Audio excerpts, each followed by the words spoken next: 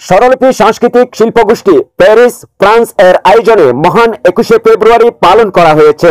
ফ্রান্সের রাজধানী প্যারিসের ঐতিহাসিক রিপাবলিক চত্বরে প্রতি বছরের ন্যায় এবারও অস্থায়ী শহীদ মিনারে ভাষা শহীদদের প্রতি শ্রদ্ধা নিবেদন করেন বিভিন্ন সামাজিক সংগঠন।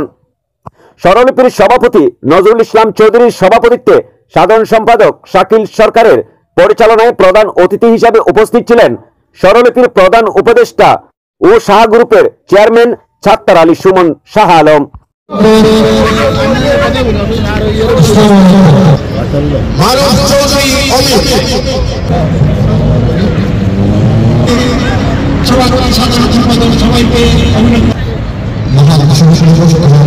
ঐতিহাসিক রিপাবলিক চত্বরে শহীদ মিনারে ভাষা আন্দোলনের সকল শহীদদের প্রতি শ্রদ্ধা নিবেদন বিভিন্ন সংগঠনের ব্যানারে এবং ফুল দিয়ে উপস্থিত হন।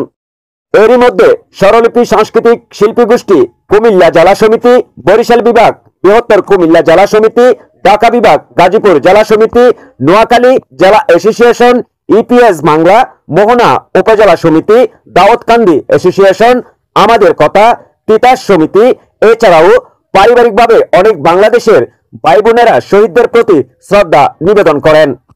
এই সময় ভাষা শহীদদের প্রতি শ্রদ্ধা নিবেদন করেন এবং প্রবাসে বাংলা ভাষাকে ছড়িয়ে ছিটিয়ে দিতে আলোচনায় অংশগ্রহণ করেন বিশিষ্ট ব্যক্তিরা। পরে অনুষ্ঠানের দ্বিতীয় পর্বে স্বরলিপির সাংস্কৃতিক সম্পাদিকা তানিয়া রহমানের উপস্থাপনায় সাংস্কৃতিক অনুষ্ঠান অনুষ্ঠিত হয়। সাংস্কৃতিক অনুষ্ঠানে দেশের গান পরিবেশন করেন স্বরলিপির শিল্পী পুষ্পারানী দাস সহ আরো অনেকে।